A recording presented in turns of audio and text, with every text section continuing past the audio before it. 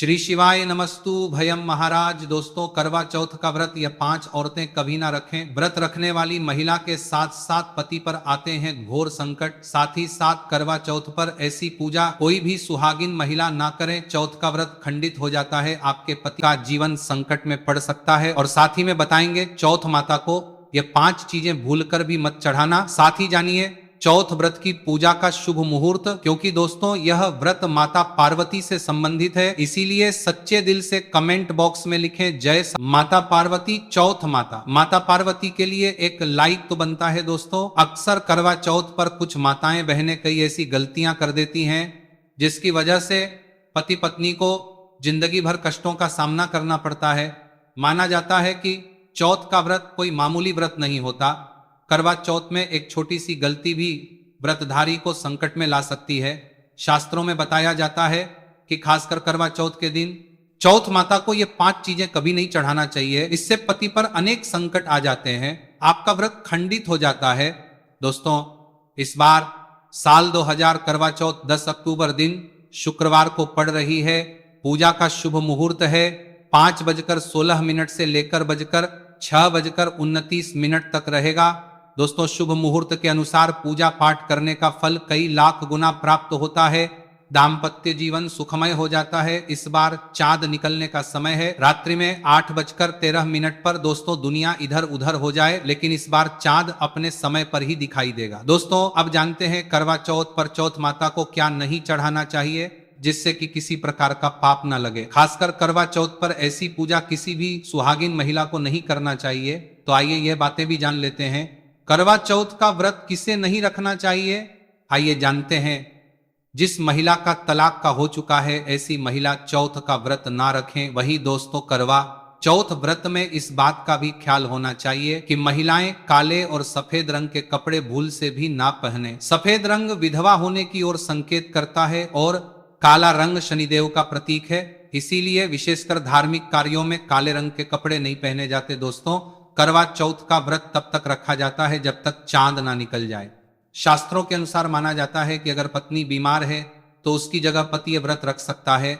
और वहीं अगर किसी महिला को व्रत के दौरान मासिक धर्म आ जाए तो वह महिला पूजा पाठ में तो शामिल हो सकती है, लेकिन भगवान की प्रतिमा को छू नहीं सकती। वह घर में किसी और से पूजा पाठ करवा सकती है। आप चाहे तो अपने पति से भी पूजा करवा सकते हैं। ऐसे में आप कथा भी हैं लेकिन देवी देवताओं की प्रतिमा को स्पर्श ना करें। आप व्रत का पालन बस ऐसे ही करें लेकिन ईश्वर की प्रतिमा को भूल से भी स्पर्श ना करें। दोस्तों, मासिक धर्म में व्रत रखने की कतई मनाही नहीं है। चरित्रहीन महिलाओं को करवा चौथ का व्रत कभी नहीं रखना चाहिए। और यह बात उन चरित्रहीन पुरुषों पर भी लागू होती है जो जगह जगह मुंह मारते रहते हैं। जब शरीर की पवित्रता व्यक्ति की खत्म हो जाती है तब वह महिला ही नहीं बल्कि पापी भी कहलाता है। इसीलिए आपकी कभी सफल नहीं हो सकती। यह व्रत आप कभी ना रखें। भक्तों, अगर आपको बार बार गाली देने की आदत है तो आप जितनी जल्दी हो सके इस आदत को छोड़ दें। अगर करवा माता को प्रसन्न करना है तो घर में लड़ाई झगड़ा छोड़ दें, क्योंकि जिस घर में लड़ाई झगड़ा होता है उस घर में करवा माता कभी नहीं आती है। और व्रत में पूजा पाठ करना है तो जुबान से अधिक मीठे बोली ही बोलें, ज्यादा कड़वे बोली माता करवा माता का अपमान होता है और आप पाप के भागीदार बन जाते हैं। वहीं गर्भवती करवा चौथ का व्रत तो रख सकती है लेकिन उससे पहले डॉक्टर की सलाह अवश्य ले लें। दोस्तों, पति की निशानी जो मंगलसूत्र होता है उसे करवा चौथ की शॉपिंग में आप स्वयं ही खरीदें या अपने पति से ले लें। दूसरी महिला का मंगलसूत्र भूल से भी इस्तेमाल ना करें, इससे पति पर संकट आ सकते हैं। साथ ही इस दिन चौथ माता अर्थात माता पार्वती को प्रसन्न करने के लिए जितना ज्यादा हो सके मांग में ढेर सारा सिंदूर भरना चाहिए। माता पार्वती जी को सिंदूर से सजी स्वरी महिलाएं बहुत प्रिय लगती हैं और ऐसी महिलाओं को है माता जी सौभाग्यशाली होने का ली वरदान, क्योंकि सिंदूर और मंगलसूत्र माता पार्वती से संबंधित है। कम से कम करवा चौथ पर मांग में भरपूर मात्रा में सिंदूर लगाना चाहिए और मंगलसूत्र हर हाल में महिलाओं के गले में होना चाहिए। दोस्तों, करवा चौथ पर लाल भगवा और पीले रंग के कपड़े पहनना सर्वश्रेष्ठ माना गया है। इससे चौथ माता बहुत प्रसन्न होती है और देती है मनचाहा वरदान। अगर आप इस दिन हरा, पीला, गुलाबी, लाल, महरूम या भगवा रंग भी पहन सकते हैं। इस दिन भगवा पहनना बहुत ही शुभ और मंगलकारी माना गया है। दोस्तों वहीं अगर आपके पास शादी का पुराना जोड़ा रखा है तो बहुत ही शुभ माना गया है, आप इसे भी पहन सकते हैं या मार्केट से लाल रंग का नया जोड़ा ला सकते हैं। दोस्तों आपका पति किसी काम से बाहर है या बाहर जॉब करता है तो ऐसे में आप अपने पति की फोटो द्वारा या ऑनलाइन मोबाइल लैपटॉप आदि पर वीडियो कॉलिंग पर देखकर पूजा संपन्न कर सकते हैं। ऐसी पूजा भी फलीभूत मानी गई है। दोस्तों अब बात करते हैं चौथ माता को कौन सी चीजें भूल से भी नहीं चढ़ाना चाहिए। जब आप करवा चौथ का सामान खरीदे तो याद रहे सीखें या तीलियां टूटी हुई नहीं होनी चाहिए। इन सीखों की संख्या 7 भी हो सकती है और कुछ लोग 8 सीखें को भी इस्तेमाल करते हैं। वहीं जब आप बाजार से मिट्टी का करवा खरीदें तो चेक कर लें, कड़वा चटका हुआ नहीं होना चाहिए। टूटा तथा खंडित करवा चौथ माता को चढ़ाने से व्रत टूट जाता है, क्योंकि चटका हुआ करवा खंडित माना गया है। चौथ माता को जब आप श्रृंगार का सामान चढ़ाएं तो नया सामान ही चढ़ाएं। ध्यान से देख, चूड़ियां टूटी हुई नहीं होनी चाहिए और आप भी टूटी और चटकी हुई चूड़ियां ना पहने। वहीं करवा चौथ में छलनी का बहुत बड़ा योगदान, इसके बगैर आप कभी भी करवा चौथ की पूजा कर ही नहीं सकते, क्योंकि इससे चांद को देखा जाता है। टूटी हुई छलनी नहीं होनी चाहिए। आप चाहे तो पिछले साल की पुरानी करवा चौथ की छलनी इस्तेमाल कर सकते हैं या आप बाजार से भी ला सकते हैं। दोस्तों चौथ माता को जब आप भोग लगाएं तो फलों में 5 रंग के फल होना चाहिए और मिठाइयां भी 5 रंग की होनी चाहिए। ये बड़ा ही शुभ माना गया है। फलों में खासकर चौथ माता को भूल से भी नाशपाती ना चढ़ाएं, ये शुभ नहीं माना जाता। आप अपने मन के अनुसार भी फल और मिठाइयां रख सकते हैं। करवा में इस्तेमाल होने वाले अक्षत यानी चावल बाजार से खरीदे और चावल टूटे फूटे नहीं होने चाहिए। चावल साफ और सफेद होने चाहिए। चौथ माता को जब आप नारियल अर्पिता पाठ करवा में इस्तेमाल होने वाले अक्षत का हंगा करें तो जटा वाला यानी पानी वाला नारियल होना चाहिए। चौथ माता को लाल रंग की चुन्नी चढ़ाना सर्वश्रेष्ठ उत्तम माना गया है। करवा चौथ की पूजा स्थान के आसपास झाड़ू पोछा नहीं होना चाहिए और वहां से जूते चप्पल भी दूर हटा दें, इससे पाप लगता है व्रत टूट जाता है। चौथ माता भी ऐसी पूजा में शामिल नहीं होती।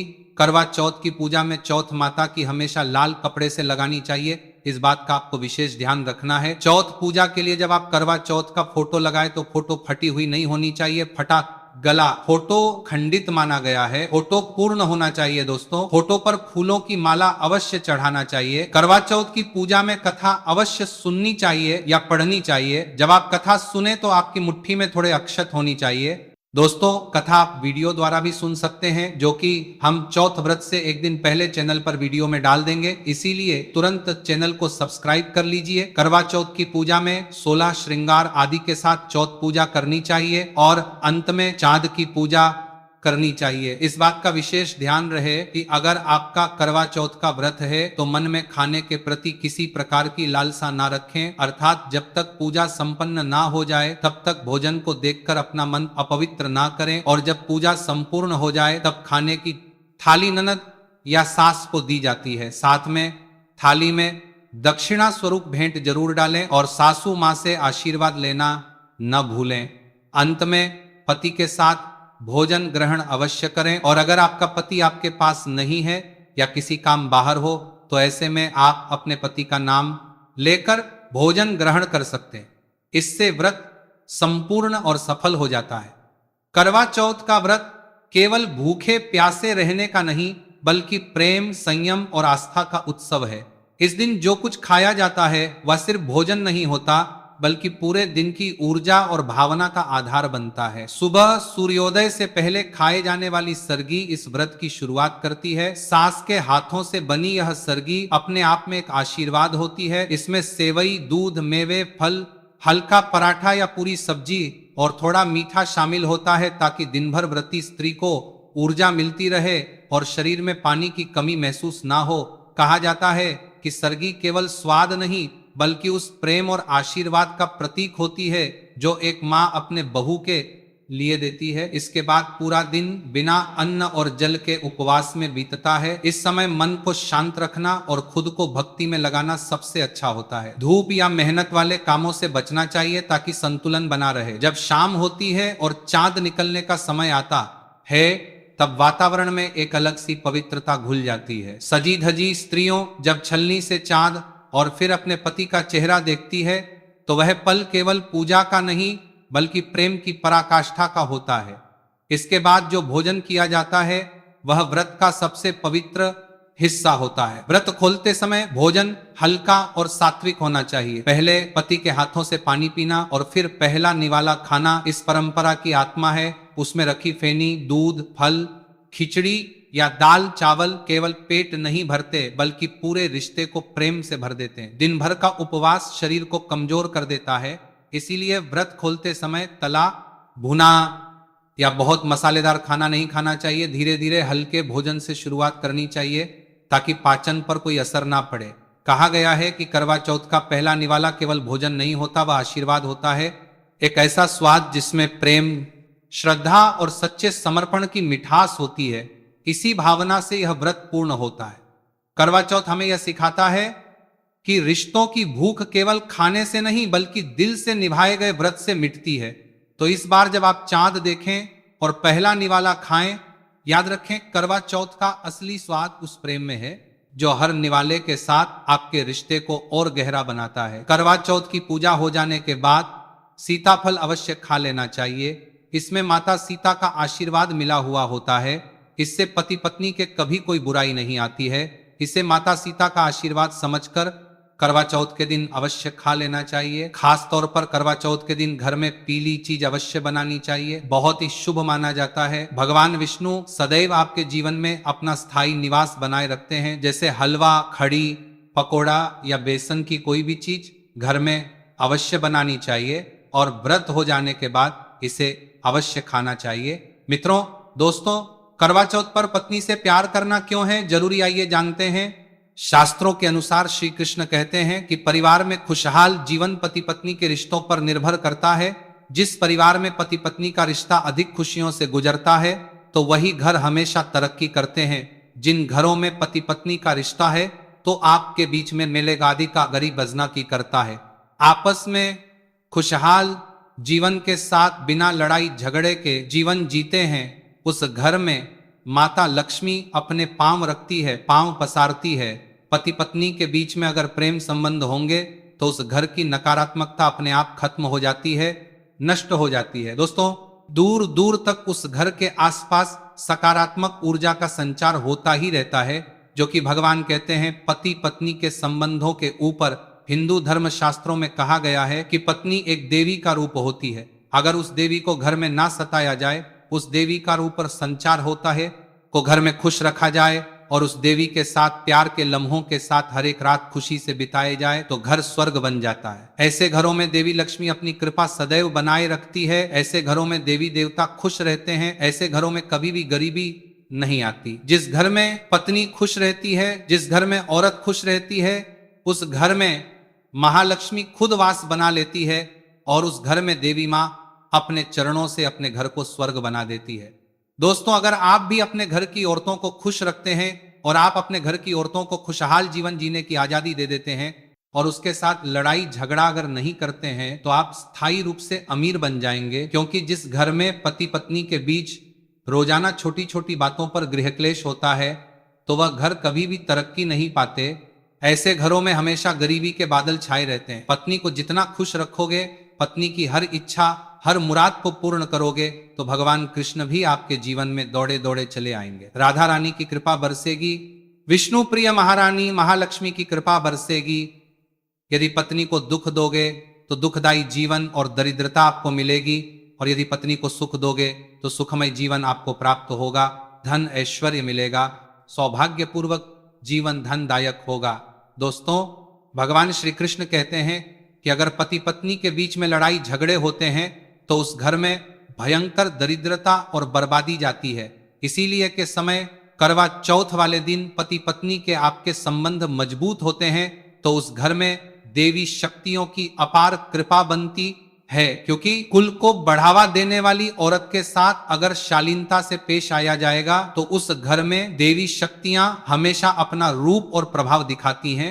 देवी शक्तियां उस घर को स्वर्ग बना देती हैं दोस्तों। और जिस घर में रोजाना लड़ाई झगड़ा, गृह क्लेश, लाठी डंडा चलते हैं और क्लेश बना रहता है, ऐसे घरों में कभी भी महालक्ष्मी अपने कदम नहीं रखती हैं।